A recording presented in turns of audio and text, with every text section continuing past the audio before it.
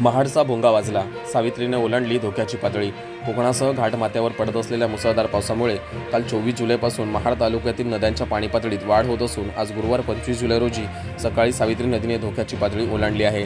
महाड शहरात काल पावसाचे प्रमाण तसे येऊन जाऊन होते। रात्री तर पाऊस थांबला असताना देखील सावित्रीच्या पाण्याच्या पाणी पातळीत अचानक वाढ झाल्याचे पाहायला मिळाले। 24 जुलैच्या सकाळी 4.25 मीटरपर्यंत असणारी पाणी पातळी रात्री 10च्या आसपास 5.45 पर्यंत वाढली होती। रात्री पुन्हा ती कमी झाली आणि मध्यरात्रीनंतर ही पाणी पातळी वाढत जाऊन शेवटचे वृत्त हाती आले तोपर्यंत 6.70 पर्यंत पोहोचली होती। त्यानुसार नगर परिषद प्रशासनाने भोंगा वाजून नागरिकांना सतर्कतेचा इशारा दिला आहे। महाड शहरात पाऊस पडत नसताना देखील अचानक वाढलेले पाण्याचे प्रमाण याचे प्रमुख कारण महाबळेश्वर परिसरात तसेच पोलादपूर परिसरात पडत असलेला मुसळधार पाऊस असल्याचे तर्कवितर्क जाणकारांकडून लावले जात आहेत। सध्या प्रशासन अलर्ट मोडवर असून या संपूर्ण परिस्थितीकडे जिल्हा आपत्ती व्यवस्थापन NDRF टीम रेस्क्यू टीम या लक्ष ठेवून आहे। प्रतिनिधी चंद्रहास नगरकरसह bureau report Konkan Times news Mahad Raigad.